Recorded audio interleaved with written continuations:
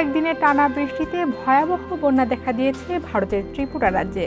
সে বন্যার প্রভাব পড়েছে বাংলাদেশের ফেনী, কুমিল্লা, নোয়াখালী অঞ্চলে। ত্রিপুরা রাজ্যে আগামী ২৬ তারিখ পর্যন্ত ভারী বৃষ্টিপাতের আভাস রয়েছে। তবে ২২ আগস্ট রাত থেকে সেখানে বৃষ্টিপাত কমে যাওয়ায় বাংলাদেশে পানির পরিমাণ কমতে শুরু করেছে। আবহাওয়াবিদ মোস্তফা কামাল জানিয়েছেন, আজ শুক্রবার সারাদিন ত্রিপুরা রাজ্যে পানি নেমে আসার কারণে কুমিল্লা ও ফেনী জেলার নদ নদীর পানি বৃদ্ধি অব্যাহত থাকার সম্ভাবনা রয়েছে।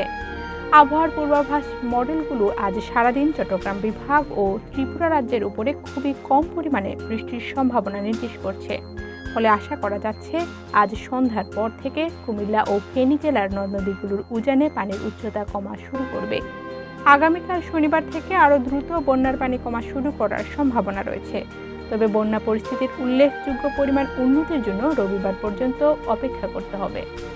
কুমিল্লা পানি উন্নয়ন বোর্ডের নির্বাহী প্রকৌশলী খান মোহাম্মদ ওয়ালিউজ্জামান বলেন, ত্রিপুরায় আপাতত বৃষ্টি নেই। গত ২ দিনের চেয়ে আজ পানি কম প্রবেশ করেছে। আজ বিপদসীমার ১১২ সেন্টিমিটার উপর দিয়ে পানি আসছে। তিনি আরও জানান, গত ২ দিনে পানি বাড়ার হিসাব অতীতের সব রেকর্ড ভেঙেছে। ১৯৯৭ সালে নদীটিতে বিপদসীমার ৯৬ সেন্টিমিটার উপর দিয়ে পানি প্রবাহিত হয়েছিল। এই বিষয়ে আবহাওয়া অধিদপ্তরের আবহাওয়াবিদ মনোয়ার হোসেন বলেন, ত্রিপুরায় ২৬ তারিখ পর্যন্ত ভারী বৃষ্টির সম্ভাবনা রয়েছে। সেক্ষেত্রে বন্যা পরিস্থিতির উন্নতি নিয়ে শঙ্কা রয়েছে।